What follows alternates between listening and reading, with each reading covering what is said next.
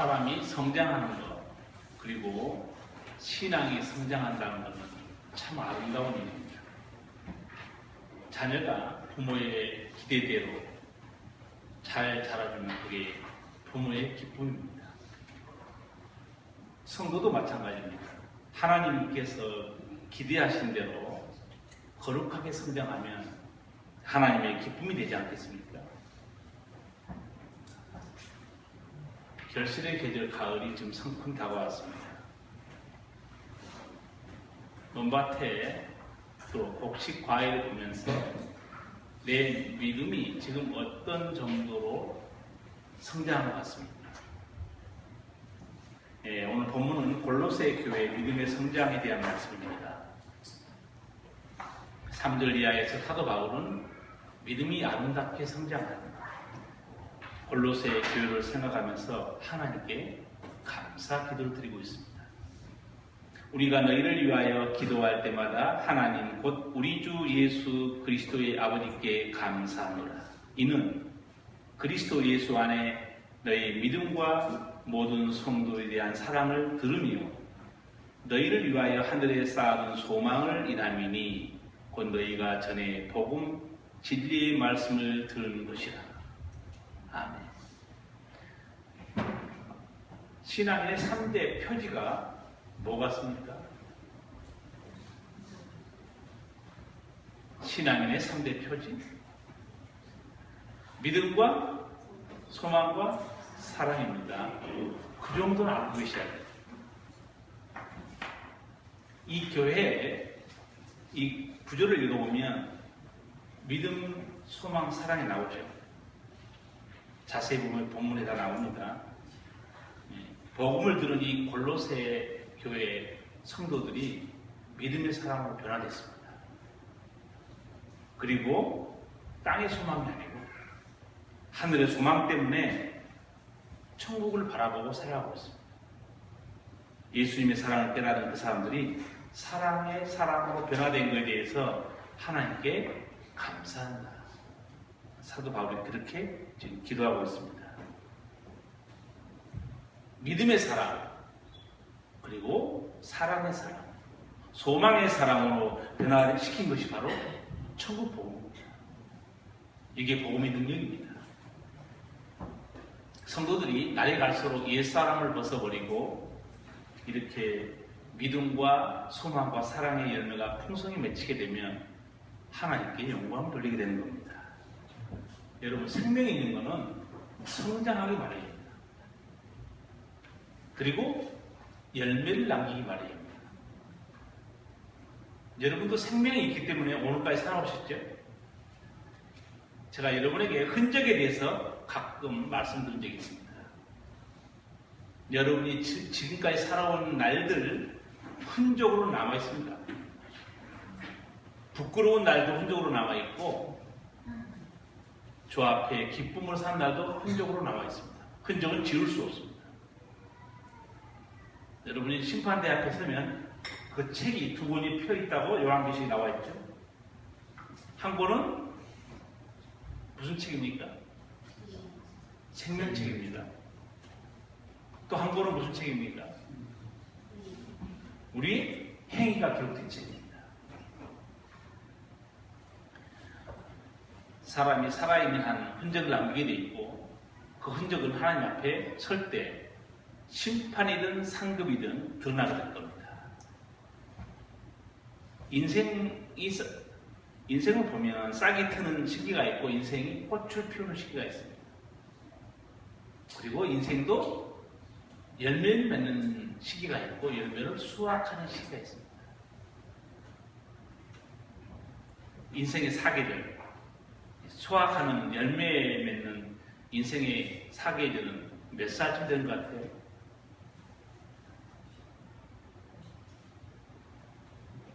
열매가 없으시고 인생의 봄, 인생의 가을, 인생의 겨울 다 찾아옵니다. 50, 60 넘어가면 이제 수확을 해야죠. 그동안에 내가 인생에 남겼던 흔적들이 열매로 내게 돌아오기 시작합니다. 성장이 멈추게 되면 꽃이 피지 않습니다. 열매도 맺지 않습니다. 우리 주변에 농사 짓는 사람 많고 저도 하루에 30분은 걸으려고 합니다. 저 앞에 산 밑에까지 걸어갔다 오는데 거기 보면 내가 더워서 여름에 한 달 안 걸었더니 밭에 배추가 이렇게 커버리고 이거 언제 심었지? 김장하려고 해서 심었는지 벌써 이만큼 컸어요. 그 옆에는 고추가 빨갛게 맺혀 있는데 가운데는 고추가 다 또 죽었어요. 한쪽에. 그 배추나 고추를 심은 농부가 그걸 바라보는 심정이 어떻겠어요? 빨갛게 익은 모습, 너무 기쁨이 있겠죠. 탄저병인지 모르지만 다 그 죽은 고추를 볼 때는 마음이 허탈할 거예요. 여러분 그거 보면 여러분의 신앙이 안 보입니다. 하나님께서 나를 보실 때 내 신앙이 싱싱합니까? 아니면 약간 말라 비틀어져 있습니까?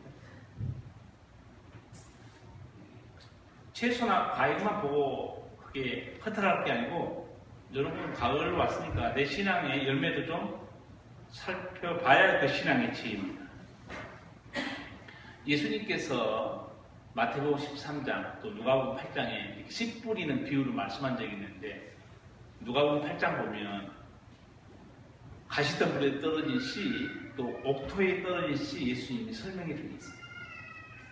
가시떨기에 떨어진 씨앗 예수님이 이렇게 말합니다. 누가복음 8장 14절 이하에 보면 가시덤불에 떨어지는 것들은 말씀을 들었으나 살아가는 동안에 근심과 재물과 인생의 향락에 사로잡혀서 결실하는 데 이르지 못하는 사람들이다. 가시떨기에 떨어진 씨앗도 말씀을 들었다고 했어요. 여러분 이 천국 복음 듣는다는 게 얼마나 귀한 은총입니까? 여기 영생이 있고 여기 천국이 있습니다. 여러분 다른 책 아무리 봐도 거기는 하늘의 은총 없습니다. 학교 가서 아무리 공부 많이 해보세요. 하늘의 신령한 은총에 대한 지식 얻을 수 없습니다. 하나님이 진리를 복음을 교회에다 맡겨놨다고 했어요. 그리고 말씀 속에다 맡겨놨습니다. 구원의 말씀을 듣는 것 자체 참 은총입니다. 그래서 예수님도 너희가 내 앞에 나오게 내 아버지께서 이끌어주지 않았다면 못 나왔다고 합니다. 여러분 모두가 이 자리에 앉아있는 것 하나님이 이끄시는 은총 때문에 오신 겁니다. 또 친구에 끌려왔든 집사람한테 끌려왔든 어떤 유형으로 끌려왔든 거기는 하나님이 이끄시는 겁니다. 은총 아니겠습니까? 근데 예수님께서 이 가시밭에 떨어진 씨앗이 자라는데 여러 가지 방해 요소가 있다. 미리 알려줍니다. 이걸 알고 신앙생활 해야 됩니다. 교회에 나가도 신앙이 중간에 성장하지 못하고 망가질 수 있겠구나.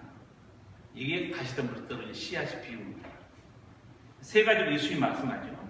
살아가는 동안에 근심과 재물과 그 다음에 인생의 향락 때문에 그 신앙이 결국은 질식해 버린다는 거죠.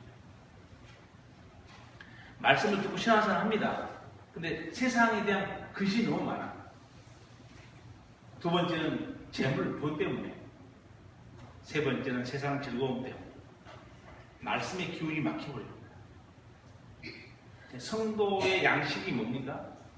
말씀이죠. 말씀 못 들으면 당연히 그 영혼을 시들어버리고 말씀이 안 들으면 아예 거듭날 수도 없습니다. 세상 살이 때문에 돈 때문에 세상 즐거움 때문에 믿음이 무너진 경우 여러분 보지 않습니까? 이 비유는 사실입니다. 교회 왔다가 이런 것 때문에 예수님 포기하고 세상으로 돌아간 사람 많다. 사실이에요. 영원하지도 않은 이 세상 것 때문에 하늘의 은총을 잃어버린 것에 대해서 아무렇지도 않다? 그건 멸망의 문제입니다. 생명의 복음을 들었는데 믿지도 않고 은총 못 받아도 괜찮아? 그거 아무렇지도 않다? 그건 멸망하는 영혼이에요. 이 말씀에는 구원이 있어요. 영생이 있습니다. 아무렇지도 않은 일이 아닙니다. 복음을 듣고 신앙생활 하다가 세상 즐거움, 돈 때문에, 근심 걱정 때문에 믿음을 잃어버렸다? 그 사람은 영원한 걸 다 잃어버립니다. 교회에 나오면 좀 신비한 게 하나 있어요. 하나님 한 분을 얻으면요, 모든 것을 다 얻게 됩니다. 신비해요. 그러나 한 번 하나님을 잊어버리면 모든 걸 다 잃어버립니다. 이게 성경에 의해서 말하는 신비고 진리입니다. 말씀을 잃어버린다는 것은 자기가 결국 죽음이 되는 길이에요. 요즘 새벽 기도하면서 잠언서를 보고 있는데 솔로몬이 잠언에서 그 말씀과 영혼이 죽는 것에 대해서 관계를 한마디로 명확하게 설명한 구절이 있어요. 며칠 전에 저희가 봤는데 잠언 8장 36절 보면 생명의 말씀을 잃는 자는 자기 영혼을 해치는 자다 이렇게 되어 있어요. 솔로몬이 어떻게 그런 교양을 깨달았을까? 말씀을 잃어버린 자는 말씀을 잃어버린 정도가 아니고 내 영혼을 죽음에 이르게 방치하고 있다는 거죠. 우리 하나님 말씀을 가볍게 생각하면 안 됩니다. 이 땅의 것 때문에 영원한 하늘의 은총을 잃어버린다는 건 불행한 일입니다. 그리고 어리석은 일이에요. 예수님께서는 또 이어서 옥토에 떨어진 씨앗 비유를 해줍니다. 누가복음 8장 15절을 보면 좋은 땅에 있다는 것은 착하고 좋은 마음으로 말씀을 듣고 지키어 인내로 결실하는 자니라. 믿음 생활 하다 보면 이렇게 세상 것 때문에 재물 때문에 믿음을 잃어버린 사람도 있지만 옥토에 떨어진 씨앗처럼 결실하는 믿음도 있다고 말해줍니다. 예수님이 좋은 땅 비유죠. 설명입니다. 좋은 땅이 뭔지 아느냐? 착하고 좋은 마음이다. 이게 무슨 말인가? 말씀을 들을 때 아멘으로 받아들이는 마음입니다. 여러분 말씀을 듣는다고 다 받아들입니까? 여기 앉아있는 사람도요 머릿속으로 온갖 생각 다 하고 있습니다. 나는 모르거니와 주님은 알고 계세요. 그런데 좋은 땅 말씀에 수용력이 있어요. 이건 하나님의 음성이구나. 내가 듣고 은혜 받고 구원이 이뤄야지. 좋은 땅입니다. 그런데 좋은 땅이라고 해서 그냥 결실한 게 아니고 여기도 방해 요소가 있습니다.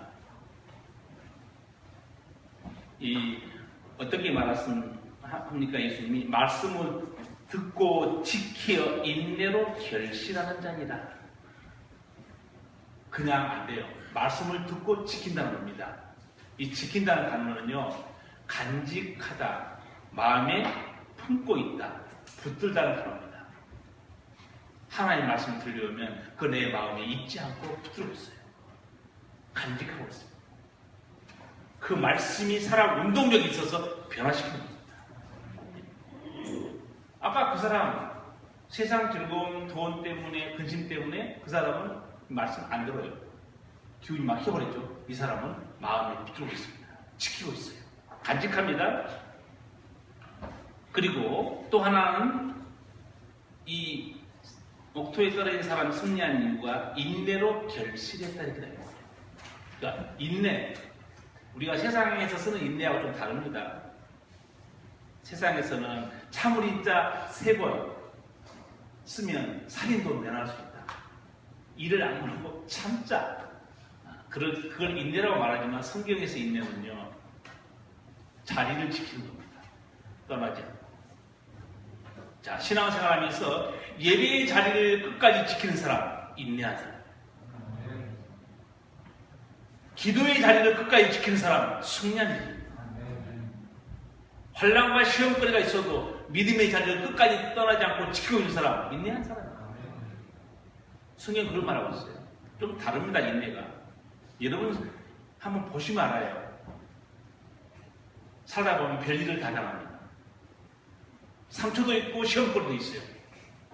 그러나 그때마다 예배의 자리를 끝까지 지키고 있습니다. 하나님의 관계는 변함이 없는 사람. 기도의 자리를 끝까지 지키고 믿음의 자리를 끝까지 지키고 있는 사람, 결실할 수밖에 없습니다. 그렇지 않습니까? 승리한 사람은 다 이유가 있습니다. 어떤 분을 여러분 쳐다보면서 저거는 이렇게 믿음이 좋을까? 믿음이 좋게 될 만한 이유가 다 있습니다. 그냥 믿음이 좋아지지 않습니다. 말씀을 따라 승리하는 길을 가지고 있는 사람이죠. 이 옥토에 떨어진 씨, 이 사람은 그냥 된 것 절대 아닙니다. 말씀을 지켰어요. 그리고 인내했습니다. 30배, 60배, 100배의 결실합니다. 이런 사람은 무슨 뜻인가? 나 혼자만 구원받는 게 아니고 나와 같은 구원받는 사람을 30배, 60배, 100배로 만들어내야 됩니다. 이게 생명의 능력이에요. 생명의 특성 중에 한 가지가 뭐냐면 자가복제 능력입니다. 자가복제. 자기가 똑같은 것을 만들어내는 게 생명의 능력이에요. 무생물은 자기와 똑같은 자가복제를 못합니다. 그러나 생명은 자가복제가 가능해요. 여러분이 구원받고 성령으로 거듭나잖아요. 그 복음을 증거하며 듣는 사람이 똑같이 나와 같은 거듭남의 은총, 하늘의 능력을 맛보게 되어 있습니다. 제가 가끔 전도하란 말 대신에 좀 이상한 표현을 쓴 적이 있습니다. 기억하십니까? 내 뒤에 몇 명이 줄 서 있나요? 돌아보라고 그랬죠. 내 뒤로 한번 돌아보라는 거예요. 내 뒤에 몇 명이 줄 서 있는. 내가 전도한 사람이 몇 명이 내 뒤에 줄 서 있는. 내가 전도한 사람이 내 뒤에 보니까 한 명도 없다. 부끄러운 사람이죠. 그렇지 않습니까? 내가 전도한 사람이 뒤에 줄을 좀 서 있어야 돼요. 우리 교회 성도들이요, 자기가 한 명씩만 딱 줄 세우잖아요. 2016년에 우리 3부 예배 드려야 돼요. 아멘, 한 명밖에 안 가죠. 줄 세울 생각이 없다는 거예요, 지금. 여러분이 한 명씩만 뒤에 줄 세우면 2016년도는 3부 예배 드려야 돼요. 그러면 저는 피곤해서 마늘 주사 맞아야 됩니다. 마늘 주사 맞고 힘을 얻어야 세 번 설교할 수 있지. 그렇지 않습니까? 예, 옥토에 떨어진 씨 얼마나 주님이 귀하게 보겠습니까? 인내로 지키고 승리해서 또 자기와 같은 많은 영혼을 주 앞으로 인도했으니 하나님의 기쁨이 되지 않겠어요? 사도 바울은 말씀을 듣고 이렇게 아름답게 성장한 성도들을 보면서 3절에서 하나님께 감사한 거예요. 우리가 너희를 위하여 기도할 때마다 하나님 곧 우리 주 예수 그리스도의 아버지께 감사. 너무너무 예쁘게 지나가고 이 기쁨을 누리고 싶으면요, 제가 방법을 알려드릴게요. 여러분이 한 명을 전도를 해요. 그 사람을 정성껏 돌봐요. 근데 전도한 사람이 믿음의 열매, 사랑의 열매, 소망의 열매가 맺히잖아요. 여러분의 기쁨이 충만합니다. 내가 전도한 사람이 저렇게 변화받고 세상이 됐다. 눈물나게 감사합니다. 전도해보고 그 전도한 사람이 믿음의 사람으로 성장한 걸 본 사람만이 이런 기도를 드릴 수 있어요. 너희들 생각할 때보다 내 안에 하나님께 대한 감사가 넘친다. 그 감사한 이유가 4절, 5절이 있습니다. 같이 읽겠습니다. 이는 그리스도 예수 안에 너희 믿음과 모든 성도에 대한 사랑을 들음이요 너희를 위하여 하늘에 쌓은 소망을 인하리니 곧 너희가 전에 복음 진리의 말씀을 들은 것이라. 아멘. 이런 변화가 어디서 왔습니까? 너희가 전에 복음, 하나님의 진리의 말씀을 들었기 때문에 이런 역사가 일어났다.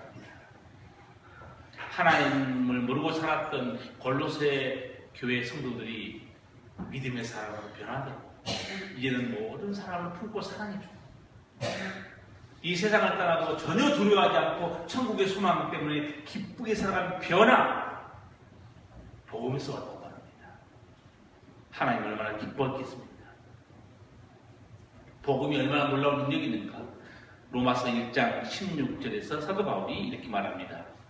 이 복음은 모든 믿는 자에게 구원을 주시는 하나님의 능력이 됩니다. 믿는 사람 속에 복음이 들어가잖아요. 구원의 능력이 거기서 드러나기 시작합니다. 하나님 말씀은 그냥 기록된 문자가 아닙니다. 이 말씀 자체가 살아온 능력이 있어요. 변화시키고 치유하고 살립니다. 그래서 사도 베드로도 예수님께 복음 많이 들었잖아요. 베드로전서 1장 23절에서 이렇게 말합니다. 여러분은 거듭났습니다. 그것은 썩을 씨가 아니라 썩지 않을 씨, 곧 살아계시고 영원하신 하나님의 말씀으로 그렇게 되었습니다. 아멘. 여러분이 거듭난 것은 영원토록 살아 역사하는 그 생명의 말씀 때문에 거듭난 거예요. 그래서 교회는요, 이 예배당이라는 곳은 언제든지 사람이 들어오면 하나님의 음성을 들을 수 있어야 됩니다. 그래서 교회에서는 목사가 복음만 증거해야 됩니다. 왜? 어느 순간에 어떤 사람이 들어와서 그 처음 들었던 복음, 하나님 말씀에 저런 말씀도 있나? 변화되고 깨질 수 있거든요. 목사가 세상 얘기, 재밌는 얘기, 성도 입맛에 맞는 얘기, 그거 많이 하면 말씀 들을 기회가 없습니다. 교회는 언제든지 누가 와서 들어도 여기는 생명의 강이 넘쳐야 돼요. 위로받고 힘을 얻고 여기서 구원의 능력을 체험해야 됩니다. 베드로가 그렇게 말하잖아요. 여러분이 거듭난 것이 하나님 말씀으로 거듭났다. 복음을 듣는 자가 구원에 이르지 않겠습니까? 톨스토이도 주님을 믿고 변화된 후에 전 세계 사람을 전도하려고 좋은 책을 많이 썼어요. 저도 그런 책을 많이 읽어봤는데 자기가 어떻게 변화되는가 인생 길이란 글에서 자기의 신앙을 이렇게 고백합니다. 예수 그리스도의 말씀은 제게 믿음을 주었습니다. 저는 그 말씀을 믿게 되었습니다. 나의 모든 생활이 갑작스런 변화를 일으키게 되었습니다. 전에 옳다고 생각했던 일이 그릇된 일이 되었습니다. 나의 생활과 욕망은 완전히 뒤바뀌었습니다. 자기 생 자체가 대반전이 일어난 거예요. 여러분, 사람처럼 변화 안 된 존재가 없습니다. 사람처럼 말을 또 안 듣는 존재도 없어요. 우리를 변화시키고 새롭게 하는 것은 사람의 교육이 아닙니다. 성령의 권능이고 말씀의 능력입니다. 그래서 톨스토이는 그 전에 바라던 세상 것들을 헌신짝처럼 버렸다는 거예요. 그렇지 않습니까? 주님을 만나고 나니까 이전에 내가 쫓아갔던 것들이 너무 험한 것들이 의미가 없는 겁니다. 주님을 만나기 전까지는요, 세상 것이 귀해요. 의미 있습니다. 자랑하고 싶은 거죠. 우리 그렇지 않았습니까? 예수 믿기 전에 여러분 뭘 붙들고 살았습니까? 뭘 붙들고 살았죠? 원색적으로 말하면 돈이지 뭐. 딴 거 있습니까? 돈! 그 돈 좀 벌어보려고 좋은 학과에 들어가고 좋은 대학 가는 거고, 그 돈 좀 벌겠다고 자격증 따는 거고, 면허증 받는 거 아니겠어요? 그런데 찬송가 100이라고 했어요. 주 예수보다 귀한 것은 없네. 그런 찬송 아무나 부르는 게 아니에요. 거듭나고 나면 주님보다 귀한 것은 없구나. 이런 깨달음에 이르는 성도, 복받은 성도 아니겠어요? 주님이 말씀을 듣고 변화된 후에는 달라집니다. 그것이 바로 회개입니다. 회개는 변화된 거예요. 달라진 겁니다. 세속적인 삶을 내려놓습니다. 그리고 주님을 붙들어요. 말씀을 붙듭니다. 이 세상 꿈을 쫓아가는 게 아니고 위에서 부르신 부르심의 상을 향해 푯대를 향해 쫓아갑니다. 삶이 달라진 거 아니겠어요? 찬송가 493장 보면 이런 가사가 있어요. 2절에 주 안에 감추인 새 생명 얻으니 이전에 좋던 것 이제는 가버렸다. 하늘의 은혜와 평안을 맛보니 찬송과 기도로 주 함께 살리라. 아멘. 주 안에 감추인 새 생명 얻고 보니까 이전에 좋던 거 이제는 아무것도 아닌 거예요. 이게 바로 하나님의 자녀됨의 은총, 새로운 필요를 누리는 은총입니다. 여러분도 이런 은총을 누리고 계시죠? 다시 물어볼까요? 이전에 좋던 거 지금도 좋다. 그런 사람 있습니까? 수상한 사람이에요. 바뀌었잖아요. 이전에 좋던 거 이제는 값없다고 그랬죠. 목사님, 나는 이전에 좋은 것도 지금도 계속 좋아요. 수상한 사람.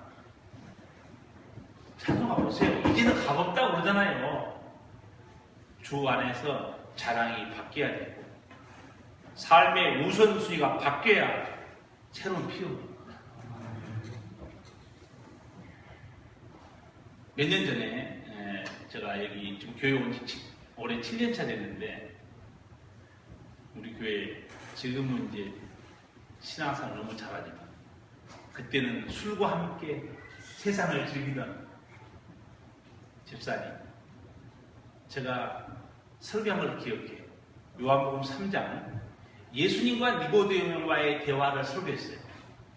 그 설교 내용이 뭐냐면 핵심이 물과 성령으로 거듭나지 않으면 천국 못 갑니다.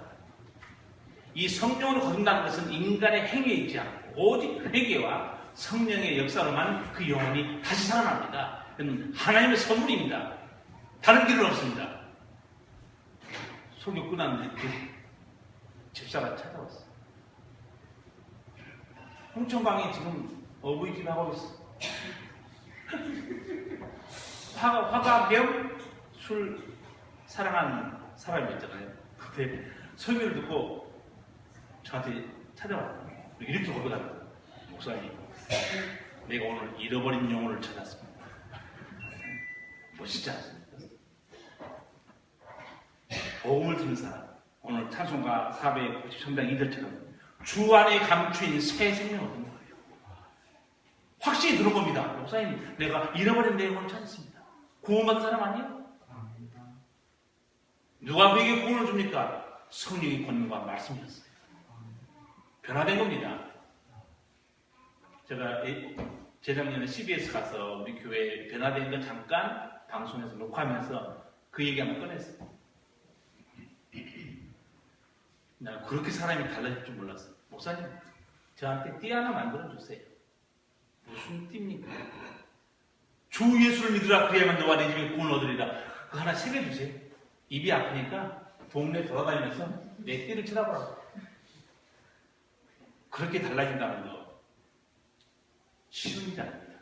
그걸 세상 사람들 뭐라고 표현하겠어요? 미친놈이죠. 그렇죠? 예수에 미친 사람을 말합니다. 그러니까 극과 극이잖아요. 술과 함께 살다가 이제 누구와 함께 삽니까?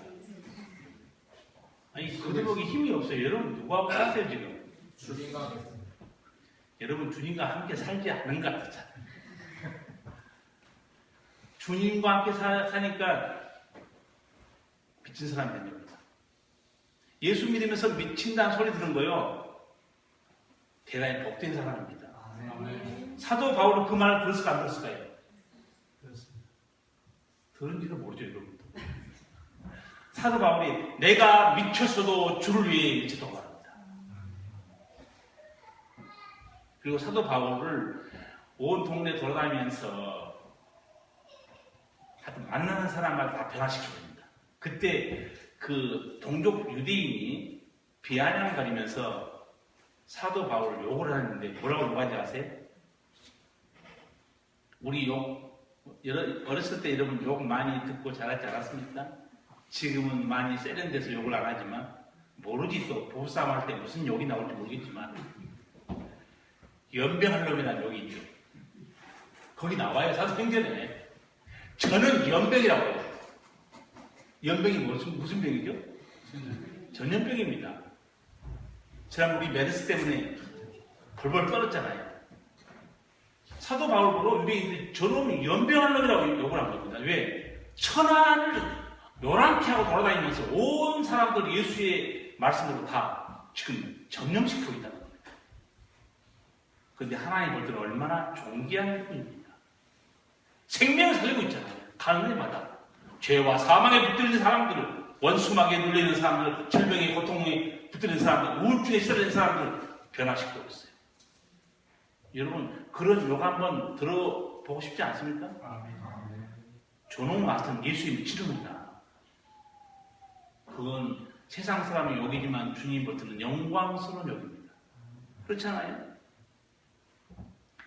우리가 변화된 다음에는 새로운 열매들이 드러나야 됩니다.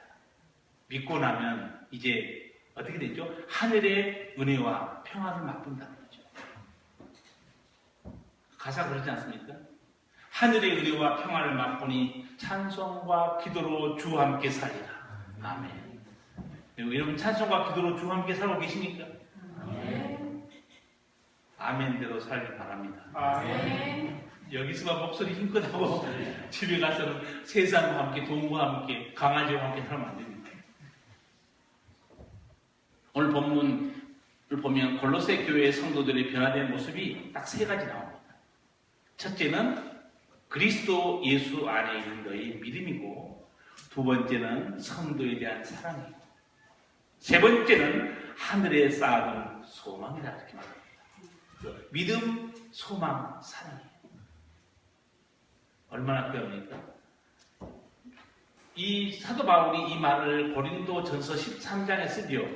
믿음과 소망과 사랑은 항상 있을 것인데 그 중에 제일은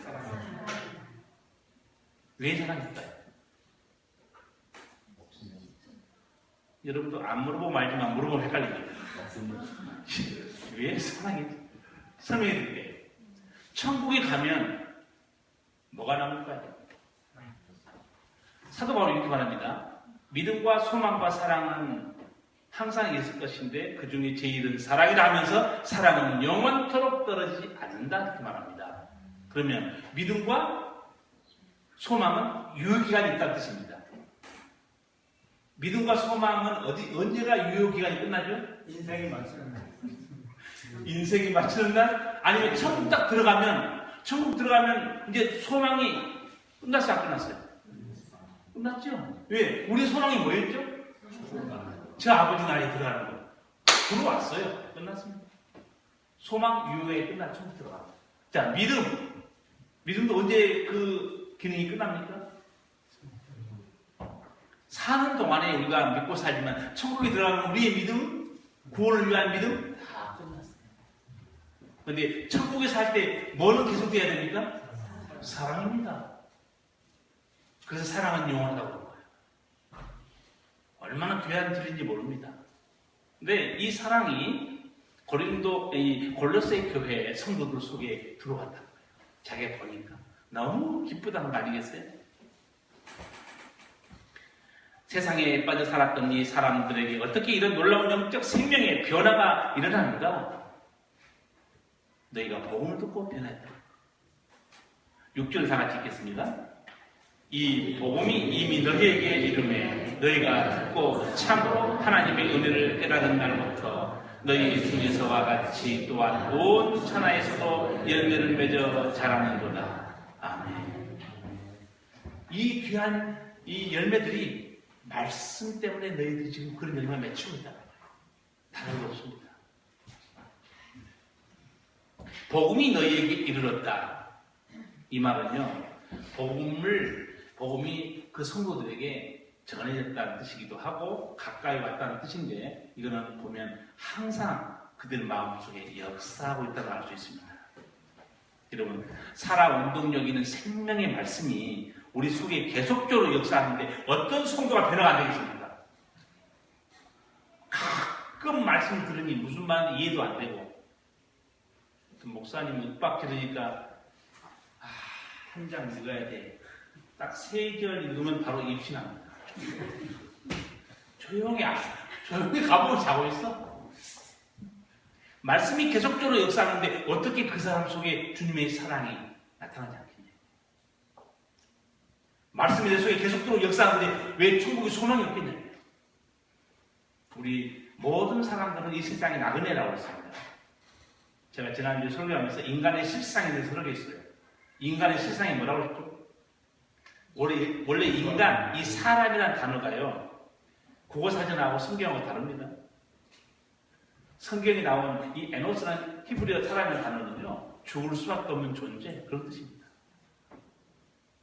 우리는 죽을 수밖에 없는 존재예요. 안개처럼 사라집니다. 그러나 주의 영이 우리에게 들어오고 우리를 살리시면 우리는 영생하는 복된 하나님 자녀로 변화되는 거예요. 얼마나 큰 은총입니까? 그 말씀이 우리 속에 들어와서 이제 우리가 어떻게 살아갑니까? 지난주에도 우리 찬양대에서 주일날 찬양했죠. 저 멀리 되는 나의 시소서. 죽음이 두려운 게 아니고 내 아버지 집에 가는 겁니다. 얼마나 하늘의 소망이 넘칩니까? 성도들이 가장 두려워하는 게 삶의 죽음 아닙니까? 그런데 주의 말씀을 듣고 내가 자녀가 되고 천국을 선물 받는 걸 생각하니까 이제 죽는다고 제가 표현하지 말라고 그랬어요. 목사도 죽는다 그러면 목사도 약간 겁이 나요. 말을 바꿉니다. 제가 여러분에게 죽는다고 하지 말라고 그랬어요. 성도는 죽는 게 아니고 내 아버지 집에 들어갑니다. 내 아버지 집에 가는데 무슨 두려움이 있습니까? 그 소망이 어디서 왔는가? 말씀하지 마세요. 그렇죠. 하나님 말씀을 모르는데 무슨 천국의 소망을 압니까?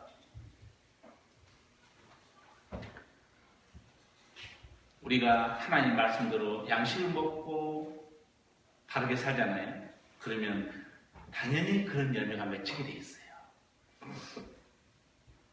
오랫동안 두 부부가 교회 열심히 나가는데 신앙이 달라요. 여러분 이런 말 했죠. 부부 일심동체란 말 했죠. 신앙도 일심동체입니까? 말을 못하고 있어요, 여러분. 부부는 일심동체란 말 쓰죠. 신앙도 일심동체입니까? 아닙니까? 아니라고 말하고 싶죠? 현실이 그러하니까. 이 권사님은 말씀 사랑하고 기도 열심히 하고 저한테 부탁해요. 목사님, 우리 남편 좀 기도 좀 해주세요. 너무 믿음이 없다는 거예요. 같이 교회 나갔어요. 같이 거듭났습니다. 여러분 거듭난 거는요 순간입니다. 내가 회개하고 예수 믿는 순간에 그 순간에 내 영혼을 거듭날 수 있어요. 그러나 성장은 다릅니다. 성장은 자기 관리하에 따라 달라집니다. 내 영혼을 내가 돌아보고 내가 내 영혼을 관리하고 내가 기도와 말씀 속에 나를 갖고 나가야 됩니다. 점점점 성장합니다. 제가 보니까 그 남편이 왜 이렇게 미지근한가? 딱 한 가지 이유에서 보니까 말씀 잘 안 보고. 여러분 새벽기도 안 한 사람 제발 큐티라도 하십시오. 나이 든 할머니들 큐티가 뭐예요 목사님? 이상한 영어 쓰신다고 말할지 모르겠어요. 자기 영혼은 자기가 관리해야 됩니다. 관리하지 않으면서 무슨 성장을 바랍니까? 관리가 안 돼 있는데 정원 관리하면 안 해보세요. 어떻게 되는가? 딱 1년만 하지 말아보세요. 정원 관리가 어떻게 되는가? 잡초가 원인 정도가 아니고 들어갈 수가 없어요. 근데 그걸 잡초를 뽑고 잔디 깨끗이 깎아놓으세요. 보기만 해도 얼마나 예쁩니까? 관리요, 관리. 여러분의 신앙 관리를 여러분이 잘하시기 바랍니다. 네. 말씀대로 신앙 관리 잘하는 사람 그리스도의 향기고 그리스도의 편지가 됩니다. 요즘에 기독교인이 많아지는데 그리스도의 향기가 별로 안 난다. 그렇게 말하는 사람이 있어요. 어떤 목사님이 그걸 아주 코믹하게 왜 향기가 없을까? 어떤 성도하고 대화를 들었어요. 왜 향기가 없겠습니까? 자, 꽃이 있는데 향기가 없어요. 그건 무슨 꽃이에요? 좋아합니다. 여러분 잘 좋아는 향기가 있습니까? 없습니까? 향기가 없어요. 좋아하는데 무슨 향기가 있습니까? 꽃 모양만 드러내 비슷하게 나타나있을 뿐이지. 그러니까 어떤 또 까칠한 여자 집사가 목사님 생화도 많아요? 생화. 아 생화요? 생화인데 향기가 없다. 그러면 그건 무슨 꽃이겠어요? 원상 출신이고 여러분 원상에서 핀 꽃하고 야생에서 핀 꽃하고 향기가 같습니까? 냄새를 안 맡아보시니까 아주. 저는 우리 교회 가끔이게 난을 갖다 놓잖아요. 서양 나는 보기는 좋은데 냄새가 없어요. 근데 동양 나는 어떻습니까? 조그만데 향이 너무 좋은 거예요. 저는 섬에서 자라가지고 그 섬의 바위 틈의 절벽에 풍란 혹시 아세요? 나는 그때 그게 많이는 몰랐어요. 그때 알았으면 눈이 밝았으면 지금 이렇게 안 살아요. 큰 그건 모았을 텐데 지금 생각해보니까 우리 동네 그 바위 틈에 낭떠러지 있는 게 너무 막 풍란이에요. 모르면 이렇게 바보 되는 거예요, 여러분. 복음도 알아야, 복음의 능력을 알아야 공부하는 것처럼 이 바다 절벽에 바람, 그 바위 틈의 뿌리가 물도 없는데 어떻게 자라는 거예요? 향기, 거듭났지만 향기가 없다는 것은 예수님의 영성, 예수님의 인격이 없다는 증거입니다. 여러분, 그리스도의 향기, 누가 그리스도의 향기를 내겠어요? 그건 그리스도의 향기는 그리스도의 성품을 말합니다.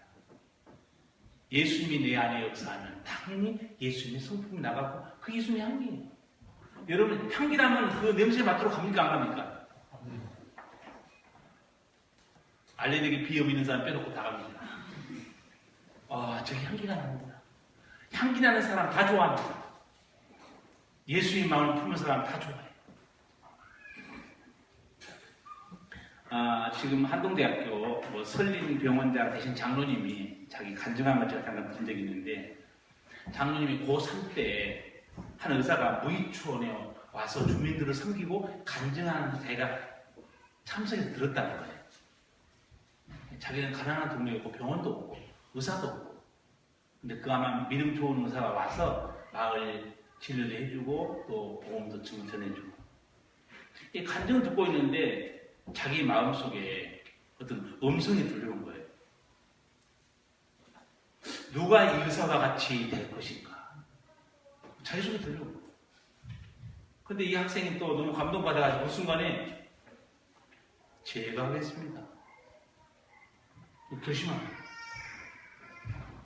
사실 우리 속에 거룩한 음성이 들려오거나 거룩한 열망과 소망을 주는 것은 성령의 역사입니다.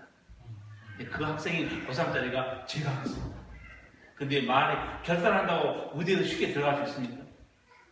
저 지방에 있는 의대에 들어가려고 해도 엄청 공부 잘해야 됩니다. 서울에 있는 소리에 대한 빼놓고 어렵습니다. 이 시골 소년, 꿈도 꾸지 못했던 의과대학에 들어갔어요. 여러분 아멘 안 하실까? 여러분 아마 대학 못 갈까요? 꿈도 소망도 없던 이 시골 소년이 하나님께서 좋은 의사를 세워준 거예요. 그는 과거를 기억하고 있었어요. 내가 옛날에 하나님 앞에 약속했지. 이렇게 무의촌에 환자를 돌보면서 좋은 의사로 살겠다. 그 믿음이 계속된 겁니다. 말씀과 함께 섬기고 있어요. 제가 한번 생각해 봤습니다. 여러분, 교회에 다니는 고등학생이나 안 다니는 고등학생이나 이렇게 말하는 게 많습니다. 앞으로 나는 정말 좋은 의사가 됐어. 어려운 사람을 돌아볼 거야. 나는 앞으로 판사와 검사가 되면 힘들고 어려운 사람을 내가 변호해 줄 거야. 그런 얘기 많이 들었을 거예요. 그런데 실제로 그렇게 사는 사람 굉장히 드뭅니다. 판사가 되고 나서, 변호사가 되고 나서 정말 옛날에 하나님께 약속했던 대로 섬긴 사람 드물어요. 의사도 마찬가지입니다. 내가 옛날에 하나님 앞에 약속했던 대로 돌아보고 섬기는 것, 그렇게 살면 하나님 얼마나 기뻐하겠습니까? 믿음의 역사, 사랑의 수고, 하늘의 소망, 다 하나님이 주신 거룩한 열매들이에요. 그냥 이런 열매 맺지 않습니다. 가시떨기에 떨어진 씨앗 같으면 그걸 결실 못했습니다. 옥토에 떨어진 씨앗이기 때문에 이렇게 거룩한 결실이 있는 겁니다. 여러분 혹시 화초를 키우십니까? 화초만 들어가면 죽이는 아줌마가 있어요. 그리고 화초를 잘 키우는 아줌마가 있습니다. 저도 누가 선물을 주는데 그 일은 저한테 오면 안 돼요. 저는 그 일을 잘 못 들어봐요. 꽃이 처음에는 화려하지만 한 20일 지나면 돌아가셨어. 말라가지고. 물을 줘야 돼요. 어떤 의과대학 교수가 학생들한테 강의하는데 이 장미꽃을 다 꽂고 다녀요. 며칠 지나도 장미꽃이 싱싱한 거예요.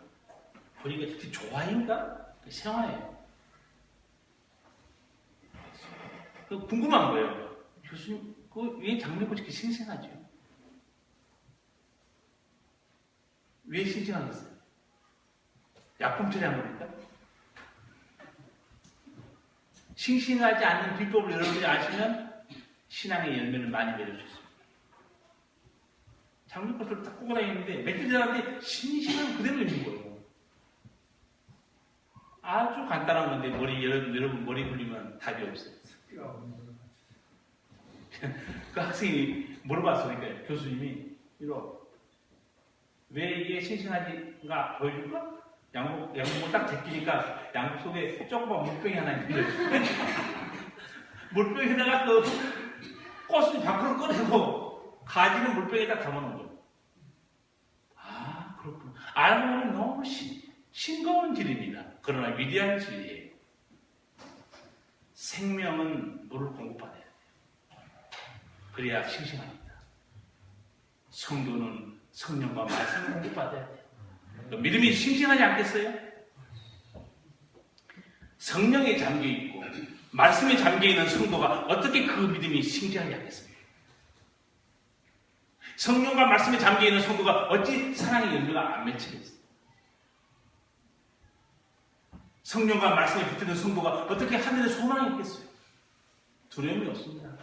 나는 내게 생명 주신 아버지 이 나그네 세월 살다가 아버지께서 오라 하시면 내 아버지에게 간다. 말씀과 성령이 충만할수록 그 믿음은 강력해집니다. 다른 비결이 없어요. 소망의 능력은 말씀 안에 시들지 않습니다.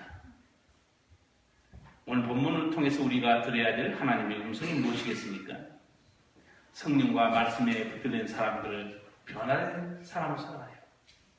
그리고 사랑의 삶을 살아가고 소망의 삶을 살아갑니다. 본문 4, 5절에서 골로새 교회의 아름다운 모습 사도 바울이 하나님께 감사한다고 했습니다. 그러나 골로새 교회뿐만 아니죠. 6절 하반절에 보면요. 이 복음이 너희에게 이름에 너희가 듣고 참으로 하나님의 은혜를 깨닫는 날부터 너희 중에서와 같이 또한 온 천하에서도 열매를 맺어 자랍니다. 말씀을 들은 사람은 그 열매는 똑같이 다 맺힌다는 거예요. 장소에 상관없이. 하나님께 주신 2015년 이제 몇 장 남았습니까?